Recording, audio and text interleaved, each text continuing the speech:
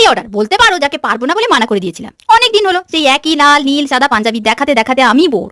আজকে বানাবো ইয়েলো কালারের পাঞ্জাবি। ওকে বলেছিলাম দেখি আমি যদি কোনোভাবে সুযোগ পাই তোমায় জানাবো, তুমি শুধু সবকিছু ডিটেলস যা যা লাগবে আমায় দিয়ে দাও। অ্যাডভান্স পেমেন্ট কিছুতেই নেব না, সময় না পাওয়ার সম্ভাবনা প্রায় 90%, তাই যখন তোমায় জানাবো তখন করে দিও। তারপর অনেক দিন ও রাত চলে যায়, বিয়ে বাড়ির ডেটটাও প্রায় আগত। হঠাৎ আমি মেসেজ দেই, কি গো তুমি কি পাঞ্জাবিটা নেবে নাকি বিয়ে বাড়ির জন্য অন্য কিছু কিনে নিয়েছো? ও জানে কিছু কেনাকাটা করিনি, আমি নেব। সত্যি আমি তো শুনে পুরো শখ। ও এতদিন আমার আশায় কি করে বসেছিল জানি না। যেভাবে বলেছিলাম ওর জায়গায় যেই থাকবে ভাববে আমার অর্ডারটা ক্যান্সেল। তাছাড়া আমি কয়দিনের মধ্যে জানাবো বলে কিছুই জানাইনি। তাই ভাবলাম যাই হোক না কেন আমায় রাত জেগে হলেও ওই পাঞ্জাবিটা বানিয়ে দিতেই হবে। যাবে আবার দক্ষিণ দিনাজপুর, হাতে তেমন সময়ও নেই। তাই প্রায় 3 গুণ বেশি ডেলিভারি চার্জ দিয়ে আমি পোস্টটা করেছিলাম, যাতে বিয়ের আগেই পাঞ্জাবিটা হাতে পেয়ে যায়।